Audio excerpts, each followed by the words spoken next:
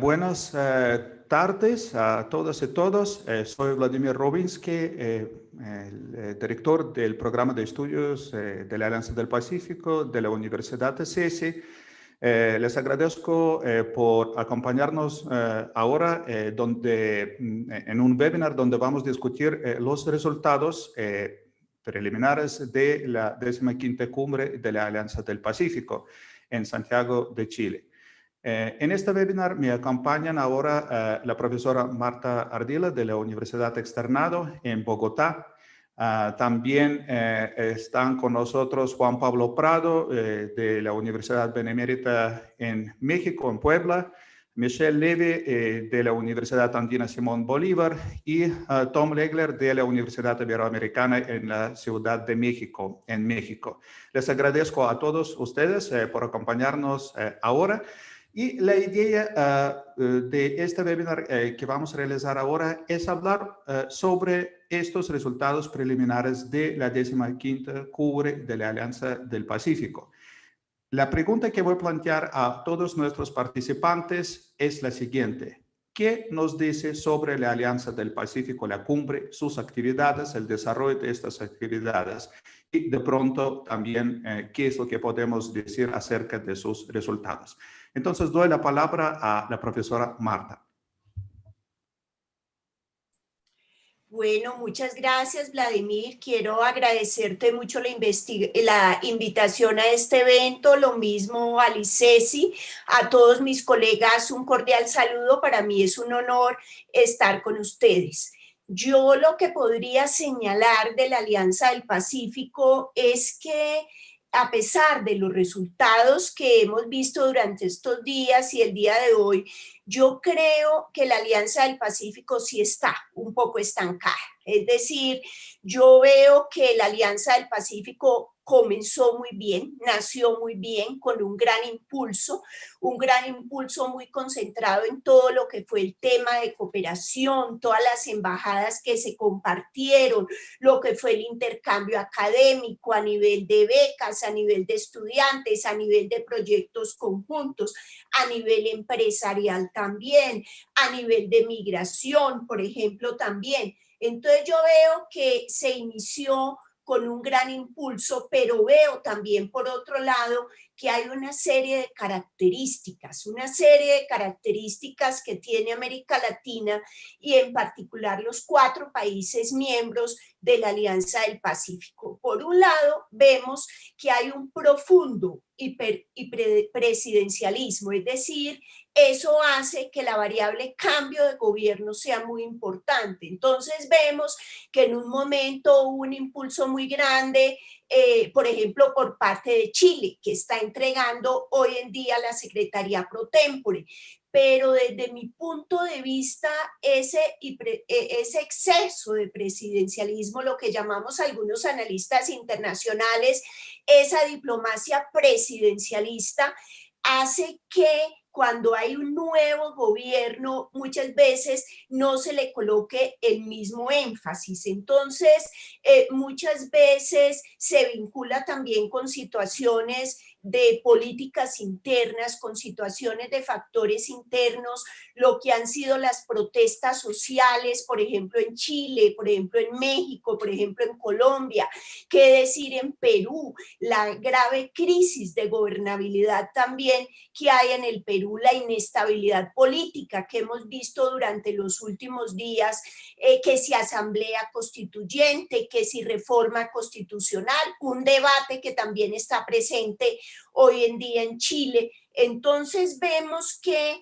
hay una serie de variables internas que también han venido incidiendo sin lugar a dudas. Entonces yo creo que eso ha hecho a que la Alianza del Pacífico también ingrese, también entre a una crisis de la que ha estado inmerso el multilateralismo latinoamericano. Entonces yo creo que eso nos da y nos muestra una serie de desafíos que tenemos que afrontar precisamente frente a la Alianza del Pacífico. Y sí soy una convencida, Vladimir y queridos colegas, de que el COVID acentuó precisamente y profundizó lo que es la crisis del regionalismo en América Latina. Entonces, es decir, puede que en este momento el gobierno chileno y sus representantes, el mismo sector empresarial, nos esté mostrando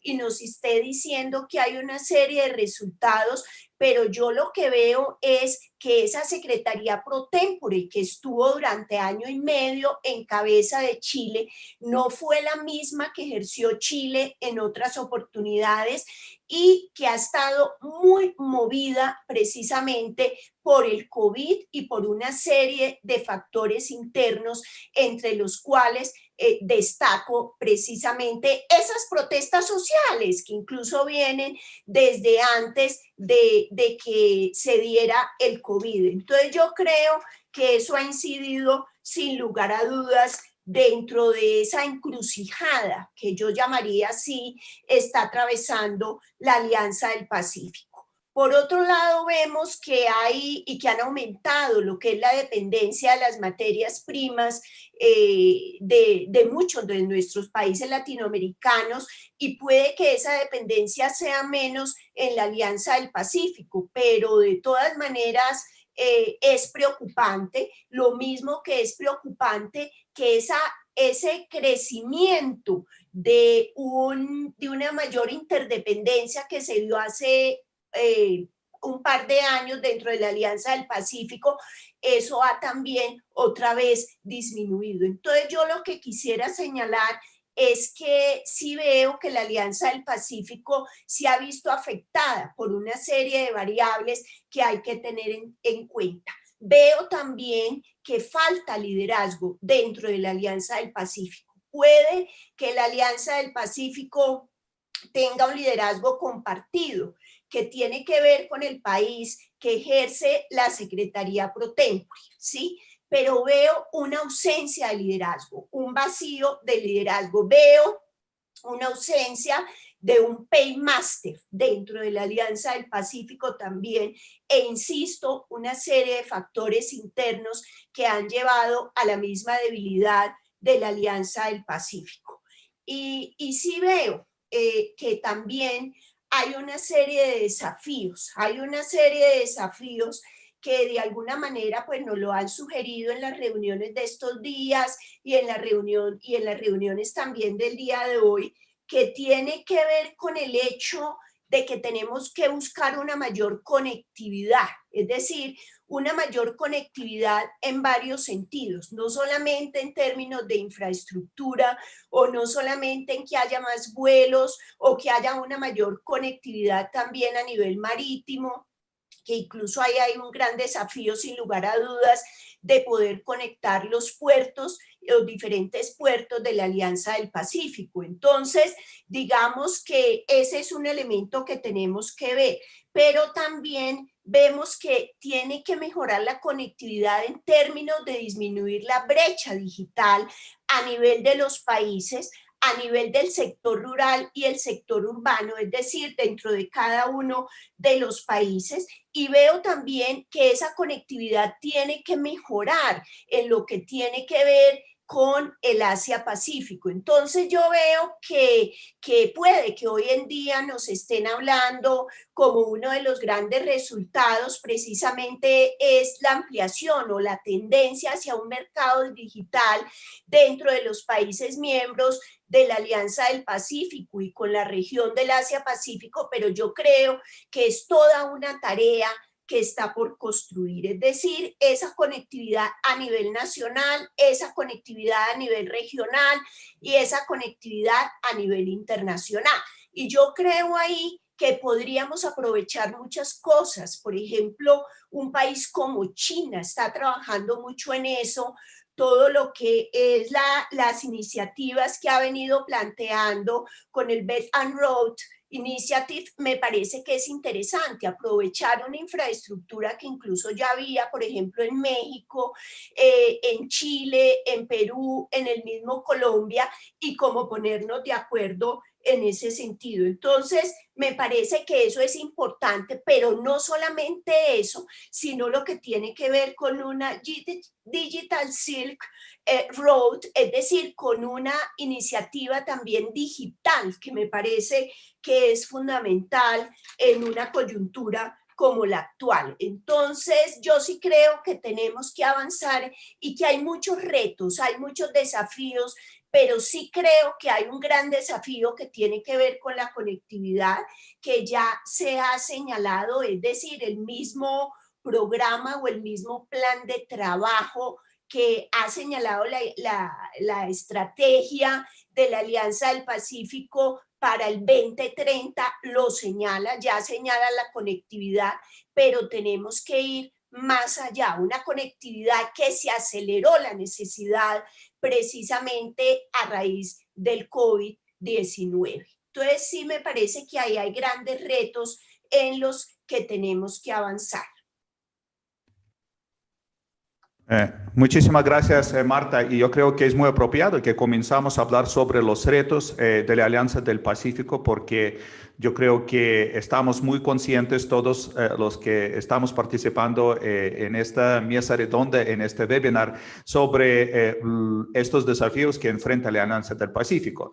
Pero ahora, sin hacer ningún tipo de presión, tratamos realmente de ver algo que sí tiene la Alianza del Pacífico, posiblemente algo más al lado positivo, porque a mí, revisando ahora las actividades que se desarrollaron a cabo durante esta cumbre, estas actividades, porque no solamente la cumbre de los presidentes, pero como es habitual ya en estas reuniones hubo otras actividades que son bastante interesantes.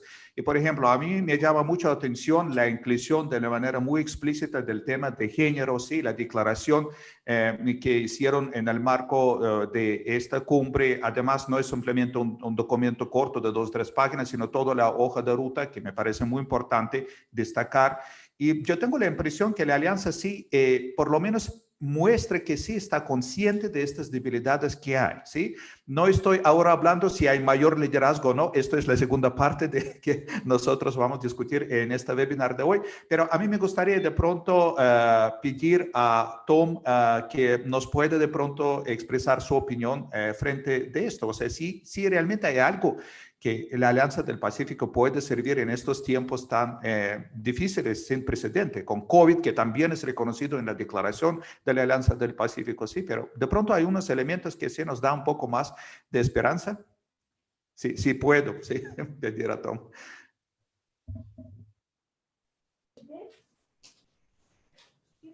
Sí, gracias, Vladimir.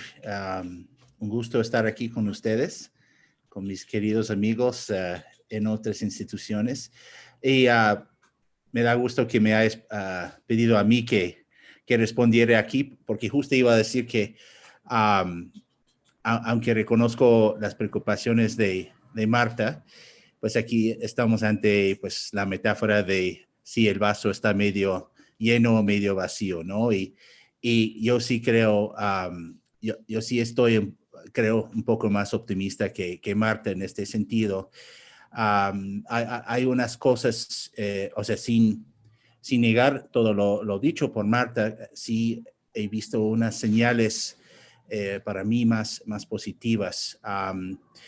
Por ejemplo, vemos en la declaración que pues simultáneamente en el texto vemos que por un lado hay una reafirmación de políticas pro mercado, de la importancia de la agenda comercial y todo el trabajo técnico que se ha realizado. Sin embargo, por otro lado, vemos que, tal como tú mencionaste, que hay la inclusión de otros elementos en la agenda, como la cuestión de transversalizar el género, también cuestiones sociales, que obviamente apaciguan a personas del gobierno del país en el cual Juan Pablo y un servidor nos encontramos en México, ¿no? Entonces, con un gobierno más crítico de la onda neoliberal, entre comillas, del proyecto de Alianza del Pacífico. Y entonces, en ese creo que sí hay cierta elasticidad en el proyecto que hemos visto en la Alianza del Pacífico, desde luego con impulso central de integración profunda, pero con, por ejemplo, un plan 2030 que abre estas posibilidades de perseguir cuestiones más progresistas en la agenda de Alianza Pacífica, ¿no? Entonces aquí vemos un balance. También lo vi como muy positivo la participación personal del presidente López Obrador, que creo que es una paradoja aquí de COVID-19, que gracias a COVID-19 no le quedó, no tuve excusa el presidente López Obrador de no asistir presencialmente, porque pues le quedó la opción de asistir virtualmente, ¿no? Entonces, eso es algo positivo después de no haber visto la asistencia personal de López Obrador en la última cumbre. Ahí está aquí. Creo que sí es importante hablar un poco de la cuestión de liderazgo o de protagonismo aquí. Y en esto yo diría que la Alianza del Pacífico es mucho más que sus 4 presidentes. Y en esto yo quiero plantear una idea mía que estoy tratando de trabajar de un interpresidencialismo enredado o networked interpresidentialism. Y esta es la idea que obviamente en la cúpula, la toma de decisiones de los presidentes es decisiva. Sin embargo, la alianza es un conjunto de redes muy extensas de actores múltiples. Y aquí podemos tomar en cuenta los actores en particular de los ministerios de comercio y de economía a lo largo de los 4 países que han sido un elemento de continuidad muy importante en el proyecto, un impulsor clave detrás de todo esto, más que las cancillerías, yo diría, porque obviamente las cancillerías balancean tanto factores políticos como económicos.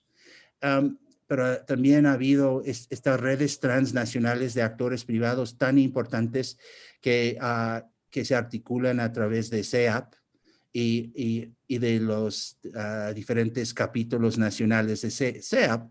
Y finalmente hay una serie de redes transgubernamentales de expertos que se observan a través de los grupos técnicos, ¿no? Entonces, eso me da más confianza, más optimismo en términos del proyecto en su conjunto, su posibilidad de superar esta observación de Marta, que me parece que es muy, muy válida, ¿no? De este papel que potencialmente puede ser negativo o disruptivo en términos de los presidentes y su conducta personal, ¿no? Muy rápido quiero señalar que hay que ubicar, como Marta hizo, la Alianza del Pacífico en una encrucijada regional o hemisférica, también mundial. Y en esto creo que hay otros elementos muy, muy importantes que tomar en cuenta aquí. Obviamente la elección reciente del presidente Biden y la vicepresidenta Harris. Esto va a ser muy importante y seguramente vamos a hablar de esto porque Colombia como un país con una relación muy, muy privilegiada vis a vis Estados Unidos, sin duda eso va a ser un factor muy importante. Pues estamos en esta coyuntura de COVID-19 ante una creciente bipolaridad que se está sintiendo cada vez más en las Américas. ¿Cómo va a afectar el proyecto de Alianza del Pacífico? Eso hasta ahora no ha sido tan importante, pero sabemos hace unas semanas que los chinos pues culminaron su proyecto del Regional Comprehensive Economic Partnership, ¿no?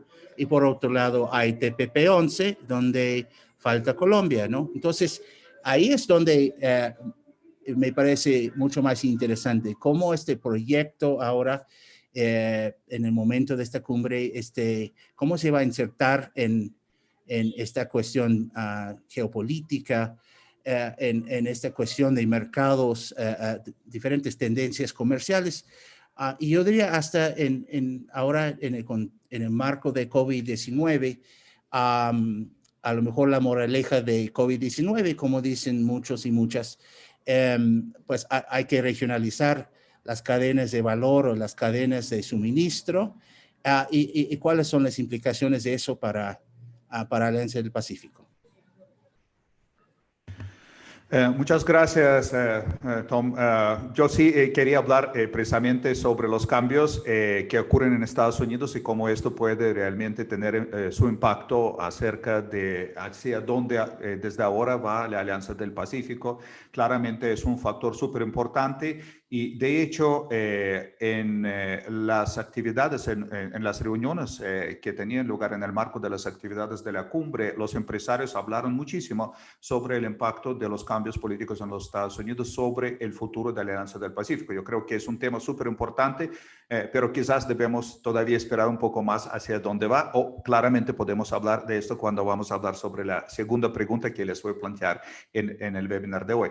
Pero ahora a mí me gustaría pedir a Michelle que nos cuente de pronto sobre su perspectiva acerca del estado de la Alianza del Pacífico. Una de las grandes expectativas, como todos nosotros sabemos, tiene que ver con la inclusión, la posible inclusión de Ecuador como el quinto miembro de la Alianza del Pacífico. De esto también se habló bastante en la reunión ahora en Santiago. Aparece de manera muy explícita el tema del Ecuador en esto. Entonces, Michelle, desde la perspectiva tuya allá en Quito, ¿cuáles son las ventajas y desventajas de la Alianza del Pacífico que se puede tener la lectura ahora en esta cumbre? Gracias, Vladimir, por la invitación a la Universidad de ICESI, este importante programa de estudios sobre la Alianza del Pacífico que es muy necesario en el contexto actual. Un gusto compartir con mi querida y mis queridos amigos Marta, Tomás y Juan Pablo, ambos en México y Marta en Colombia. Estamos en este tándem en relación México, Colombia y Ecuador que aparece como un as bajo la manga. Sí, ¿qué representa la Alianza del Pacífico? Bueno, el presidente Moreno estuvo con el canciller, estuvieron en la reunión como invitados, tuvieron una participación, fueron tomados en cuenta en este marco. Hubo declaraciones políticas sobre el interés del Ecuador, hubo declaraciones políticas del marco de la toma del cambio de presidencia pro tempore de Chile a Colombia. Me parece que el presidente Duque se refirió al tema de Ecuador también como parte de esta estructura. Sin embargo, la declaración no consta, es decir, la declaración final no consta esa visión política, probablemente porque fue elaborada previamente al discurso que se estableció, que se planteó en el marco ya de la cumbre presidencial. La declaración señala claramente una prelación de actores que pueden acceder como miembros, no plenos, sino asociados, ¿no? Están primero los que obviamente presentaron su candidatura, el más cercano establece la declaración que es Singapur, está Nueva Zelanda, está Australia, entre los que recuerdo. Después, en una segunda declaración, en un segundo párrafo de la misma declaración, dice que se considerará, una vez que se consideren estos miembros, se tomará en cuenta a los que siguen en esta relación, el caso de Ecuador y Corea del Sur, lo dice textualmente así. Entonces, yo creo que hay que diferenciar un poco de la voluntad política, la declaración política del aspecto tecnocrático que implica la participación de los países en estas estructuras. Por un lado, los políticos siempre quieren un poco definir unos parámetros de acercamiento que mañana seguramente en los diarios de Ecuador saldrá, Ecuador está a un paso de ser miembro del Pleno de la Alianza del Pacífico. Pero ¿cuán cierto es eso cuando la declaración textual no dice eso, no? De la declaración que es el resultado de la reunión, de esta reunión plenaria de los los países miembros, de los estados parte de la Alianza del Pacífico, no se desprende esa realidad. Sí, ¿a qué le hacemos caso? ¿A la declaración o a la voluntad política? Yo me quedo con la declaración, que es lo que acordaron las partes y que está suscrita por todos los jefes de Estado. Entonces, si vamos a esa declaración, el Ecuador tendrá que esperar su turno para, después del primer semestre, que se dice que se va a concentrar en Singapur y en los otros países, como que ya presentaron su candidatura para ser asociados, probablemente sea considerado en otra etapa, porque lo que se ha aprobado ahora son los términos de referencia para que el Ecuador sea parte de esta dinámica. Entonces, es todo un proceso, ¿no? Como es lógico y como debe ser para que sea un ingreso, un acceso serio, hay una serie de pasos que hay que cumplir, ¿no? Incluso si la estructura no es tan institucionalizada como en otros casos, como los bloques de integración, como la CAN, el Mercosur, el Sistema de Integración Centroamericana, que exigen tal vez una mayor cantidad de pasos. En este contexto hay que cumplir una serie de requisitos que lo determina el acuerdo. Entonces, yo por ese lado no sería tan optimista de que el Ecuador va a ser miembro pleno. Primero tendría que ser miembro asociado, y para que sea miembro asociado habría que esperar a que entren una serie de miembros asociados, entre los cuales el más cercano, de acuerdo a las mismas declaraciones y todo, es Singapur. Entonces, por ese lado vemos que los disparos van para otro lado. De otra parte, me hace mucho ruido dos temas que se toparon ahora en esta reunión, que me parecen muy importantes. El primero es el que queda en evidencia de lo que acabo de decir, el hecho de que la alianza ya está formalizando con un estado de Asia esta cadena de acuerdos, esta cadena de relaciones más formales para establecer vínculos más, por decirlo así, más permanentes en función de los intereses que tiene, que son justamente fortalecer la relación comercial, económica con Asia. En ese contexto me preocupa mucho que lo que dijo Thomas, que es realmente muy claro, la constitución de esta nueva estructura china, este acuerdo comprensivo de asociación en el que entraron todos los países asiáticos de la cuenca del Pacífico, inclusive Australia, Nueva Zelanda, Corea del Sur, Japón, netamente aliados a los Estados Unidos, con otros países que ya estaban dentro de la dinámica de ASEAN y demás, y en la cual no entró Estados Unidos por las razones políticas que todos conocemos y que no es necesario volver a nombrar. Sí me llama la atención que esa estructura no haya tomado en cuenta a la Alianza del Pacífico como un socio estratégico del Pacífico del lado de las Américas. Me llama la atención porque China, que quiere tener en este caso la preeminencia, la determinación, la capacidad de decir, podemos tener acuerdos con todos los socios y sin necesidad de tener los Estados Unidos dentro, ¿por qué no accedió y tomó en cuenta Alianza del Pacífico? Hubiera acortado bastante el camino en los temas que implican esta relación, hubiera acortado mucho el camino a la alianza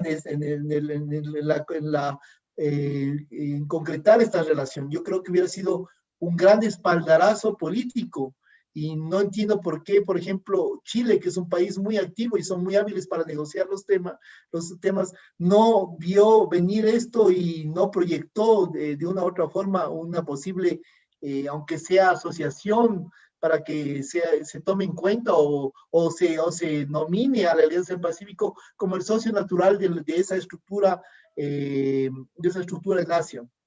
Eso por un lado. Yo veo en ese punto una caída de la capacidad de acción y de negociación de los países, como se decía Marta al comienzo, de la alianza, en un contexto en el cual podían haber sido mucho más proactivos y podían haber ganado una gran ventaja frente a todos los otros países del mundo, y eso hubiera dado a la alianza un espaldarazo total en el marco de la relación con Asia. El segundo tema que me hace ruido y que también lo dijo Marta y creo que a todos nos consta como algo muy interesante, dos temas más bien dicho puntuales de la declaración son el uno, el hecho de que se hable de género y haya una hoja de ruta de género definida, determinada, Y el otro, que se hable sobre el tema del plástico, de la gestión del plástico, que puede ser menor, pero en un contexto de cambio climático, en un contexto muy problemático con los temas medioambientales, me parece que si la Alianza del Pacífico logra concretar un acuerdo regional sobre temas de política de género, de salarios, de equiparación y demás, sería un hito real, 100% en la estructura de todos los procesos regionales que existen en el mundo. Y si logra concretar un punto clave como es el hecho de controlar la emisión de plásticos en los estados parte, la emisión si logra hacer que los estados tengan políticas claras en torno a eso, sería otro gran hito, en temas muy puntuales, muy definidos. Entonces yo creo que si la alianza se va por ese lado, ¿no? Fuera de todo lo que trabaja en el día a día que le da los empresarios que se reúnen para definir políticas o para pedir a sus estados que sean más proactivos en la profundización de acuerdos de disciplinas comerciales, como lo vimos en México ahora que estuvimos en febrero con algunos de ustedes ahí, en el hecho de los empresarios que están jugando un rol muy importante, yo creo que es clave dentro de esa estructura. Así como se da eso, si la alianza manda dos señales clave, como lo está haciendo ahora muy hábilmente, género y plásticos, yo creo que sería algo fuera de lo común en la lógica de la gestión de los mecanismos regionales. Muchas gracias, Michelle. Yo sí me gustaría ver Ecuador un poco más cerca de la Alianza del Pacífico, sí, pero vamos a ver hacia dónde vamos, sí, porque claramente lo que tú dices es muy cierto. Hay unas cosas, declaraciones orales, ¿no?, que hacen los presidentes, los líderes políticos, y otra cosa que finalmente termina en las declaraciones, que es mucho Estamos más... en la Cante, quería decir, estamos Bueno, sí, claramente, es sí. un corazón estructural de la Alianza del Pacífico, entonces estamos dentro de la Alianza. Lo que decíamos en México, somos los miembros de facto de la Alianza del Pacífico. Sí, claramente, sí. Y también valoro mucho tus observaciones acerca de estos dos pasos muy concretos, ¿no?, de la Alianza del Pacífico sobre el plástico, que puede parecer un tema técnico, pero como sabemos muy bien, de los temas técnicos puede salir spillover y todas las otras cosas que sabemos desde la experiencia de los proyectos de integración. Ahora sí, a mí me gustaría preguntar a Juan Pablo, porque yo sé que Juan Pablo ha trabajado bastante el tema de los Objetivos de Desarrollo Sostenible, ODS, la Agenda 2030, y lo que vemos ahora en la declaración, hay un montón de referencias a la Agenda 2030. Entonces, la pregunta muy específica a Juan Pablo sobre eso es precisamente, ¿qué crees? ¿A qué se debe el énfasis que pone la Alianza del Pacífico a la Agenda 2030? Muchas gracias, Vladimir. Gracias a ICESI y un placer estar entre amigos, colegas, a quienes respeto profundamente y extraño. Estos encuentros, la verdad es que nos acercan más allá del sentido académico y me alegra estar con ustedes y con quienes nos ve.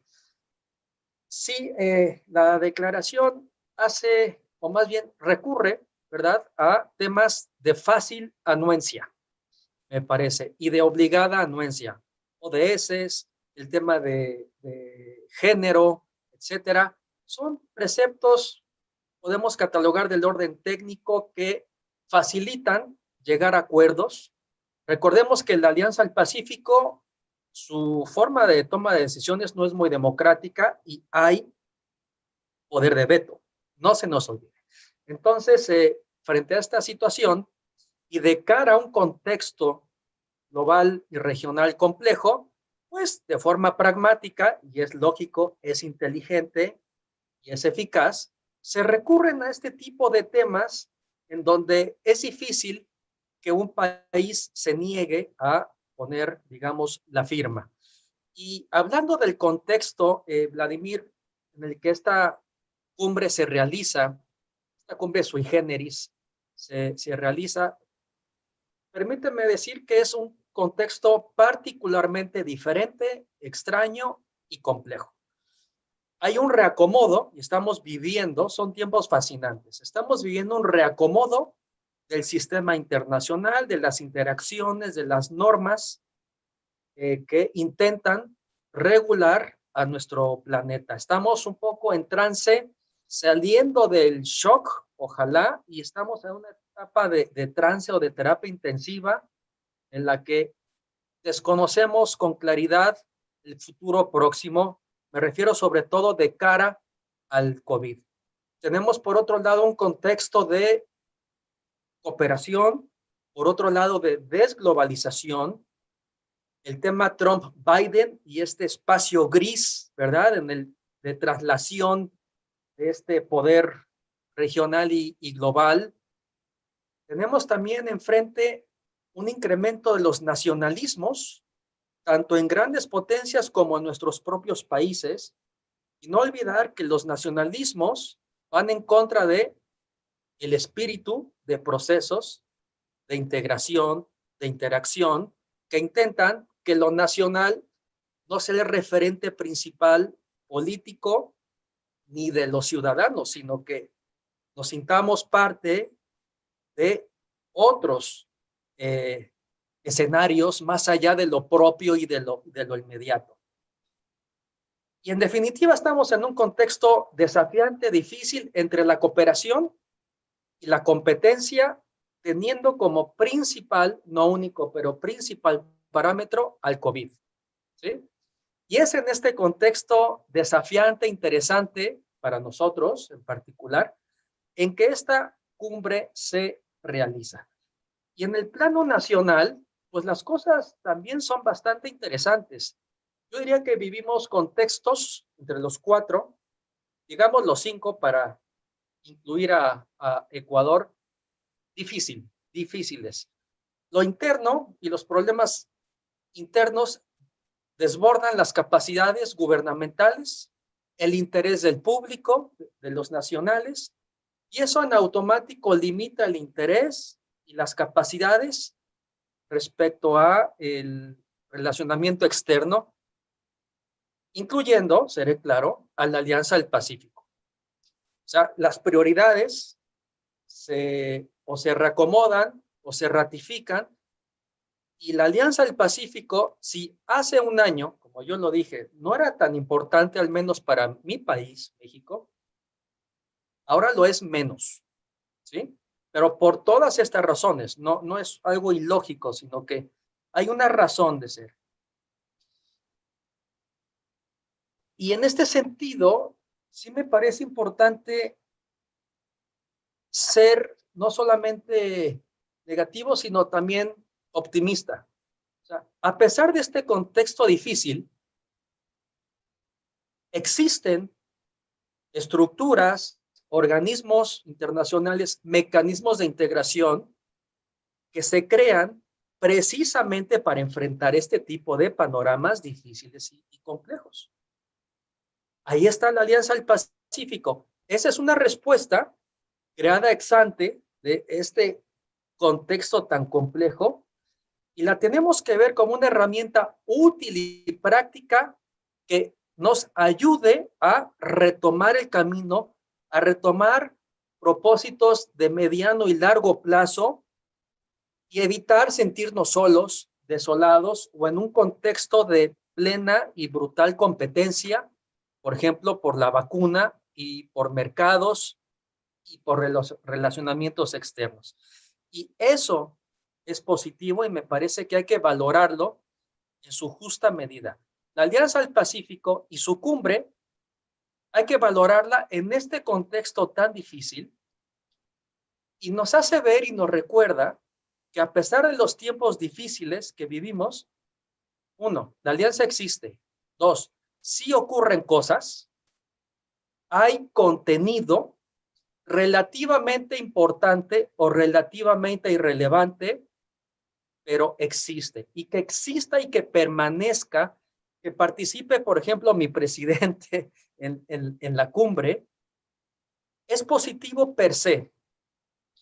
Y en este contexto, repito, complejo, pues yo lo valoro en términos positivos.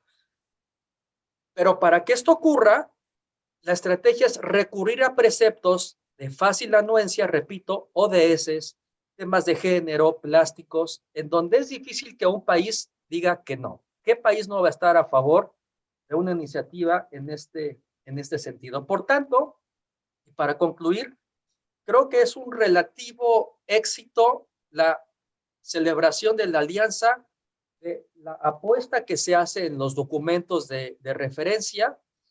Y para concluir, decir que démosle tiempo a la alianza para que se recupere, que recupere la salud, ¿cierto? Con miras a que gradualmente vuelva a caminar hacia un sendero que es incierto, porque, por ejemplo, uno de los artículos de la declaración final apuesta al neoliberalismo. Yo no me imagino a mi presidente leyendo o dando su anuencia a ese precepto, mientras que horas antes se declara, una vez más, un presidente y líder de un país antineoliberal. Entonces, también ese tipo de incongruencias y de incompatibilidades es parte de lo que la Alianza del Pacífico debe enfrentar, gestionar, pero yo que soy más optimista e institucionalista, creo que las normas y los acuerdos van a imperar respecto a este tipo de incongruencias y no compatibilidad en todos los temas, como es normal en todo ejercicio de integración. Mil gracias, Juan Pablo, por este excelente, yo creo, resumen tanto de los desafíos como las oportunidades, que podemos tener esta lectura ahora un poco más acertada, que sí, la alianza viva, sí, sigue viva. Yo creo que esto sí es también importante saber, sí, con todas estas dificultades. Y ahora les quiero pedir favor a cada uno, y voy a comenzar con Marta, si me permite. De pronto, en un minuto y medio, Colombia, el nuevo presidente pro tempore de la Alianza del Pacífico. ¿Qué podemos esperar de esta presidencia? Marta. Pues mire, apreciados colegas, yo creo que para Colombia es una gran oportunidad tener precisamente la Secretaría de la Alianza del Pacífico, la Secretaría pro tempore. Y lo digo por varias razones. Y creo que tiene un deber moral de lucirse en eso. Y lo digo por varias razones. El año entrante, en el año 2021, la Cancillería, el Ministerio de Relaciones de Colombia, cumple 200 años. Entonces, es una oportunidad precisamente para lucirse con una serie de secretarías pro tempore o de presidencias que tenga. Colombia recibió el día de hoy precisamente la Secretaría pro tempore de la Alianza del Pacífico, mañana recibe la de Prosur y tiene actualmente la de la Comunidad Andina.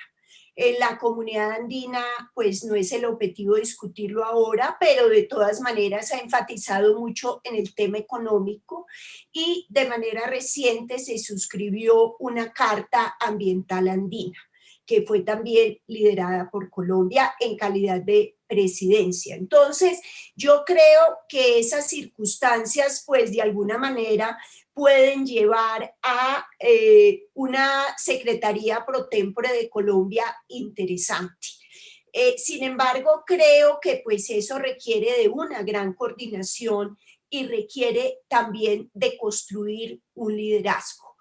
Y para ello sí me parece que habría que mirar una serie de pilares sobre los cuales podría trabajar la Secretaría pro tempore de Colombia de la mano no solamente de los 4 países miembros, sino también del Ecuador que desea ingresar y de todas esas redes que nos mencionaba precisamente Thomas Legler, que estoy completamente de acuerdo con él y que yo iría mucho más, es decir, ya no debe ser solo la participación de los estados como países miembros, sino que esa misma Secretaría pro tempore ampliara la posibilidad de facilitar la interconexión entre ciudades, es decir, todo lo que se denomina la paradiplomacia que ha venido cogiendo tanta fuerza y de actores sociales que vayan más allá de los empresarios o de los mismos académicos. Entonces,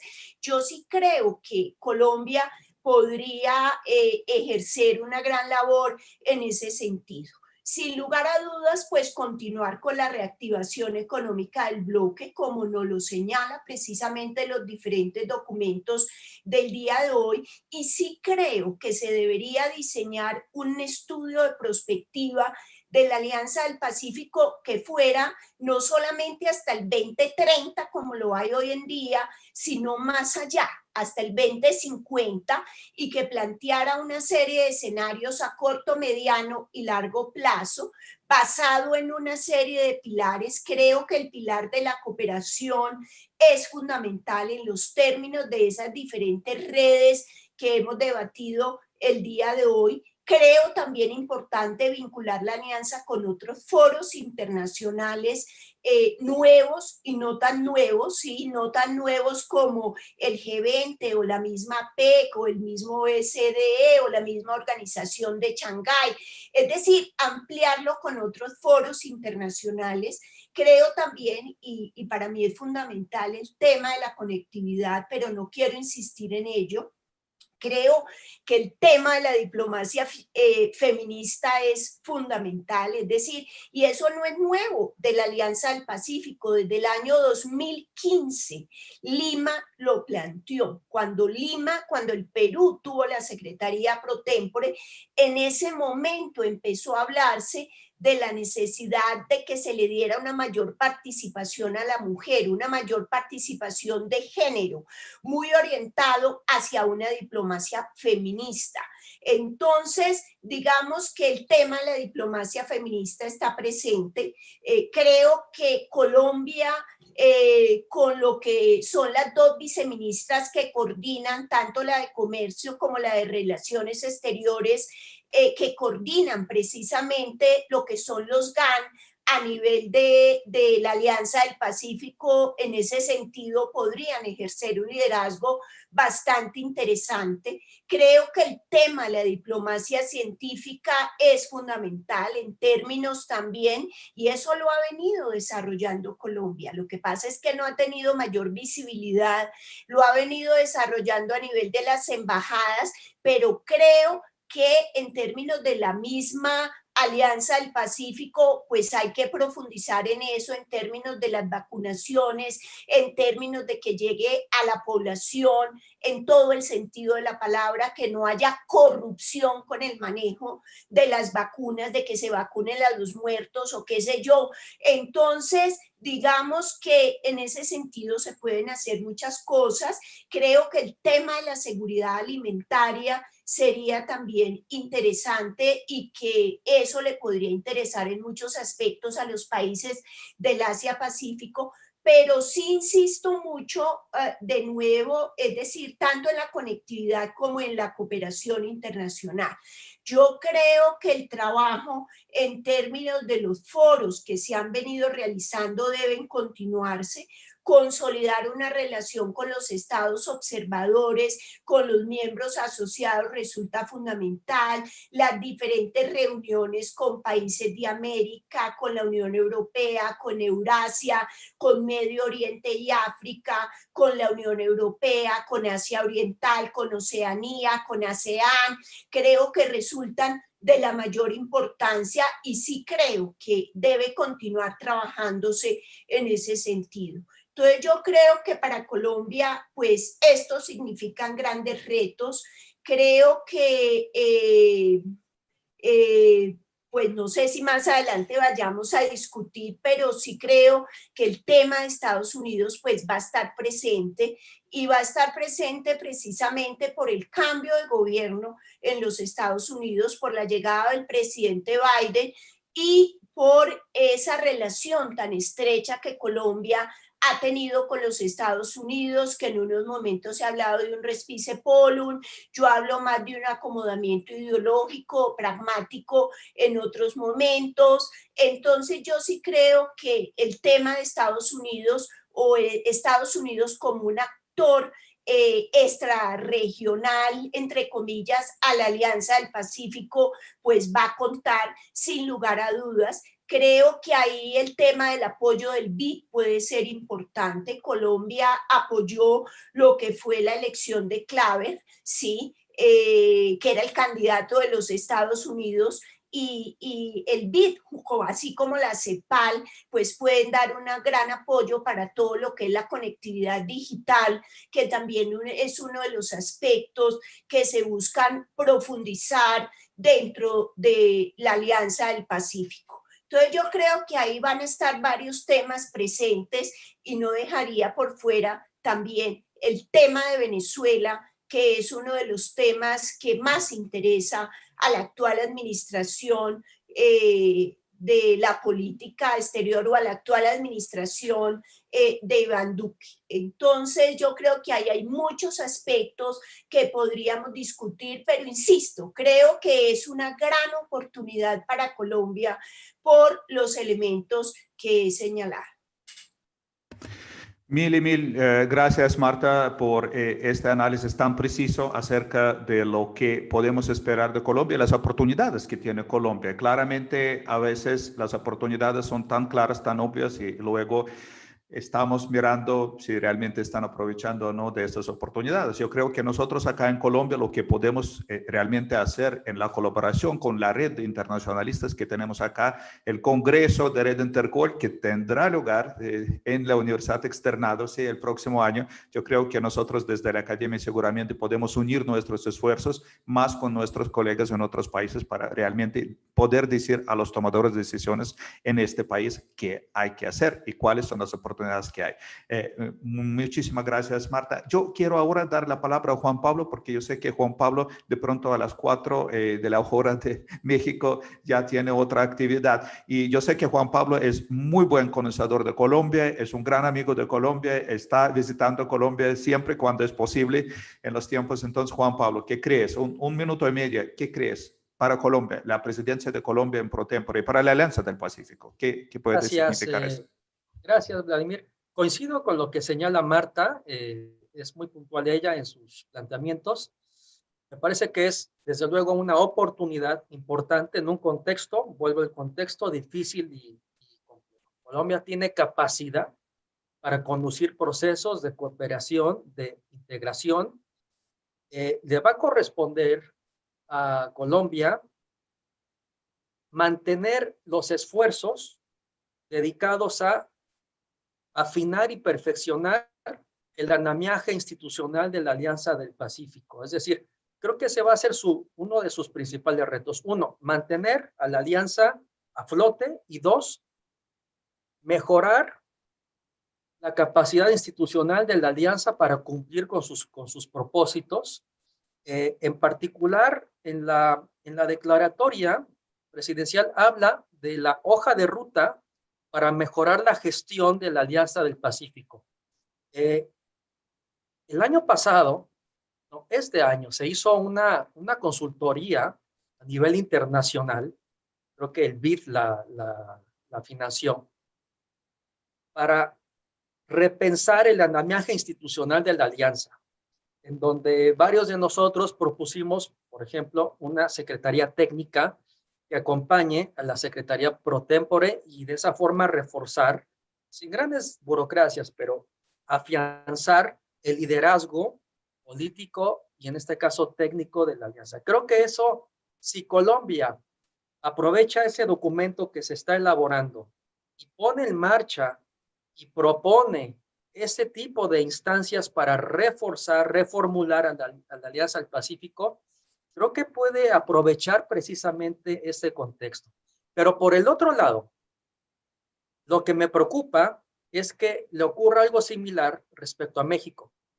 México ostenta la presidencia pro tempore de la CELAC y por otro lado dejó a la Alianza del Pacífico en un segundo plano.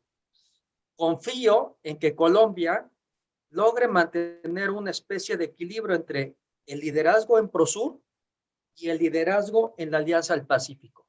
Sabemos que es difícil porque la capacidad institucional no es tan amplia en nuestros países, que al fin y al cabo, como todo ejercicio de política exterior, se jerarquizan las prioridades con base en intereses políticos, ideológicos, de coyuntura, presidenciales, etcétera.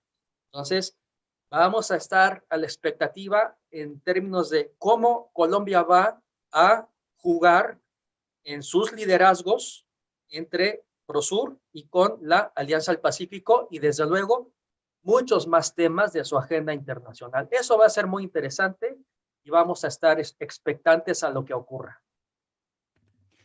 Muchas gracias, Juan Pablo. Sí, ahora quiero preguntar a Tom tu punto de vista sobre la Alianza del Pacífico bajo la presidencia pro tempore de Colombia. ¿Qué debemos esperar?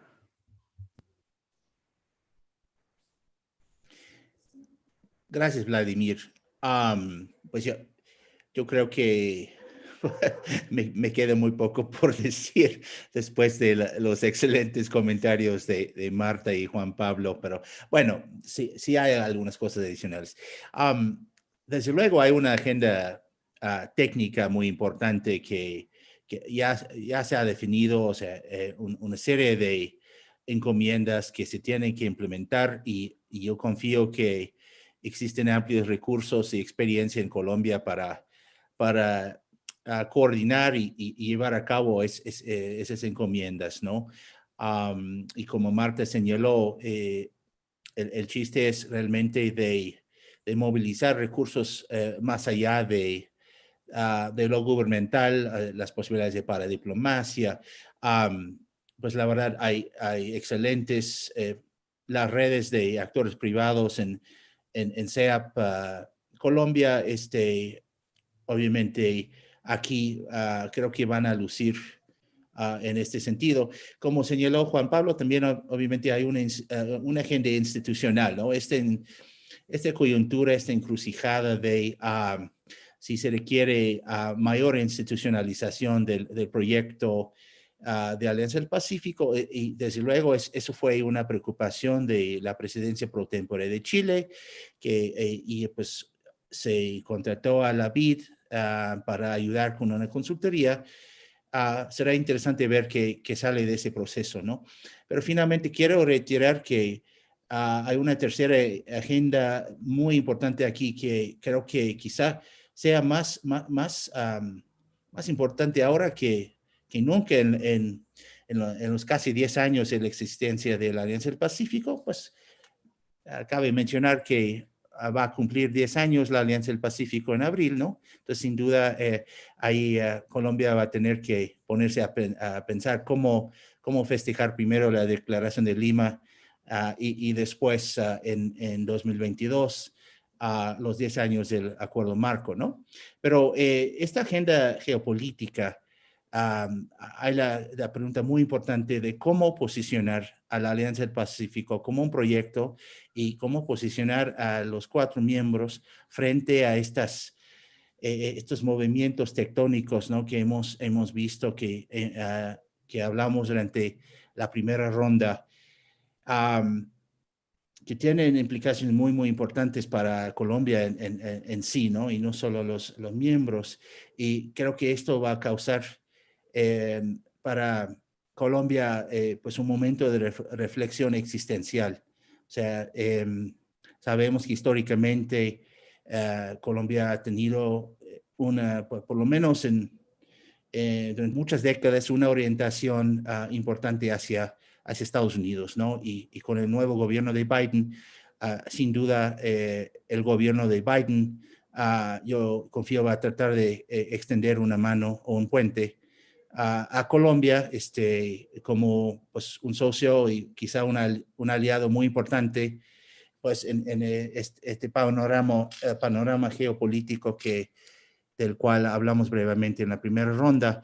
Y por otro lado, pues en particular con el gobierno de Santos y con importante continuidad con el gobierno actual de Duque, esta apertura hacia el mundo, ¿no? Y esta apertura hacia Pacífico. Entonces, ¿cómo conciliar estos dos elementos en la construcción de la identidad de Colombia como actor internacional, ¿no?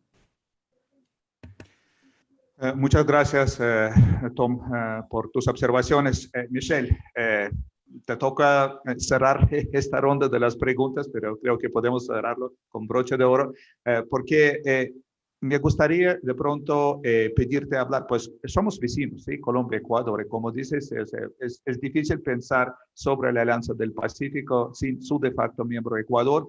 Ecuador vive claramente sus propios procesos, tanto en las relaciones con otros países como claramente las relaciones con Colombia.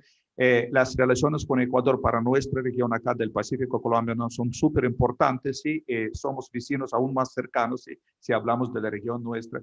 Entonces, tu pronóstico, la presidencia pro tempore de Colombia en la Alianza del Pacífico, ¿qué resultados traerá? Gracias, Vladimir. Y bueno, nuestros queridos amigos y colegas han dicho ya muchos puntos claves sobre la relación.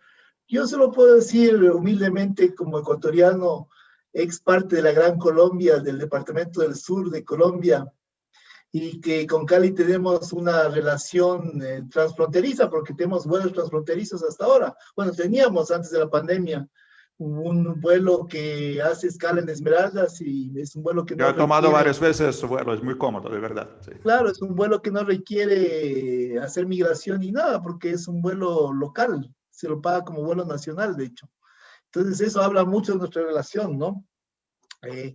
Yo puedo decir que Colombia es la Alemania de la integración andina, sin lugar a dudas. Entonces, me parece excelente que ahora tenga en sus manos, en primer lugar, para nosotros lo más importante es la Secretaría General de la Comunidad Andina, con Pedraza ahí que está haciendo un gran rol, le está dando mucha movilidad y visibilidad a la gestión y al interés de Colombia en un bloque que ya tiene más de 50 años.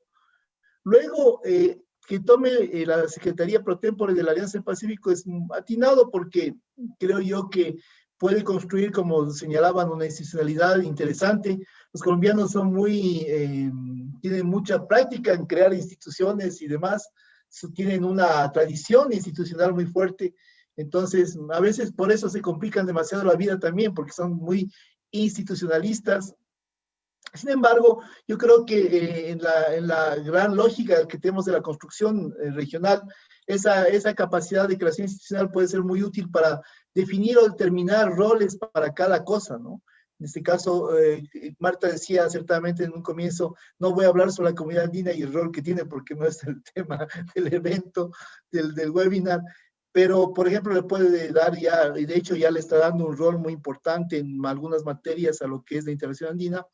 A la Alianza del Pacífico deberá orientarla hacia deberá comandarla y orientarla hacia una lógica de relacionamiento como mecanismo hacia la región Asia-Pacífico, definitivamente. Entonces deberá fortalecer todos esos vínculos y deberá buscar el mecanismo que nos permita o que le permita a la Alianza ir a golpear las puertas de China y de esta gran asociación estratégica que acaba de crear, para que sea el socio natural en las Américas, ¿no? Porque digo las Américas porque México es Norteamérica y México es la puerta natural hacia Estados Unidos. Incluso si Estados Unidos no está, estaría presente con México dentro de esa relación que tienen tan fuerte del TEMEC. Entonces, por ese lado, yo creo que tiene un rol muy, muy clave en la construcción de las estructuras. ¿Y qué decir de Prosur? De Prosur no se puede decir mucho porque es una cosa que no existe, pero sin embargo, en manos de los colombianos le darán vida, le darán algún tipo de actividad a este ente y bueno, tendrá algo de visibilidad. Pero ya tenemos con la Comunidad Andina y con la Alianza del Pacífico, ya tenemos una mega estructura ahí que nos va a permitir proyectar a esta estructura del Pacífico, de Sudamérica y a México, como parte del Pacífico Suramericano. También ya los metimos a los mexicanos ahí como parte del Pacífico Suramericano, en una dinámica muy fuerte y de relacionamiento muy inteligente, con el lado de la Alianza del Pacífico hacia ese lado, con el lado de la Comunidad Andina hacia el lado de la Unión Europea, Estados Unidos y hacia los otros bloques que están. Muchas gracias, Michelle. Lamentablemente nos está acabando el tiempo. Yo creo que hay tantos temas que nosotros podemos hablar y yo estoy recordando la reunión donde algunos de nosotros estuvimos participando al inicio del año en la Ciudad de México, precisamente en América del Norte, ¿sí? Hablando sobre la Alianza del Pacífico, que apenas estuvimos en ese entonces comenzando a vivir, yo creo, sentir esta gran incertidumbre. Yo creo que la incertidumbre todavía está acá, no ha desaparecido, pero sí tenemos tenemos como algo un poco más preciso, por lo menos de que tratamos, hablamos hoy, ¿sí? Frente de las oportunidades y desafíos relacionados no solamente con la Alianza del Pacífico, que claramente fue el protagonista central de este webinar, sino también de muchos otros procesos que tienen lugar en las Américas, en América del Sur, en Colombia, en México, en Ecuador, en Perú, en Chile. Yo creo que el próximo año ojalá será un poco mejor que el 2020. Todos, yo creo que la esperanza en cualquier caso para todos nosotros, pero vamos a tener, yo creo que muchas cosas para hablar y desde ahora les extiendo la invitación en algún momento al comienzo del próximo año que nosotros podemos reunirnos de nuevo, ojalá de manera presencial. Por eso deseo, ojalá, pues la esperanza que tenemos para poder hablar sobre la Alianza del Pacífico y claramente nosotros desde el programa de estudios de Alianza del Pacífico vamos a estar muy pendientes de estos desarrollos. Les quiero ahora agradecer a todos ustedes un viernes en la tarde, muy por encima la invitación y claramente apenas está acabando la jornada hoy relacionada con la cumbre de Alianza del Pacífico, pero muchísimas gracias en nombre del PIAP, en nombre de las personas que nos están viendo ahora en YouTube por sus excelentes opiniones, por sus reflexiones acerca de la 15ª cumbre de Alianza del Pacífico y estamos en contacto con todos ustedes. Muchas gracias. Muchas gracias. Muchas gracias. Hasta luego. Gracias, que les vaya bien. Muchas gracias. Hasta pronto. Muy amables. Chao. Felicidades.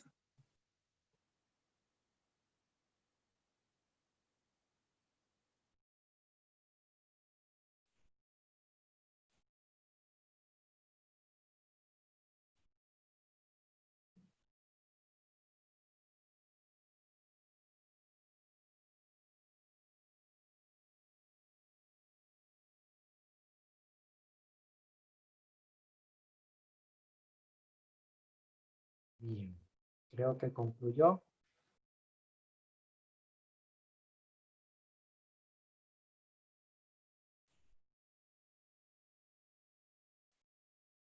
Bueno, chao. Nos vemos. Hasta luego, Marta. Un placer, un gusto. Gracias, lo mismo, Juan Pablo. Chao, Michelle. Chao, Ya chicos, te- chicas, un gusto en verles. Ya te Felicidades, mandaré un mail. hasta pronto. Chao. Gracias.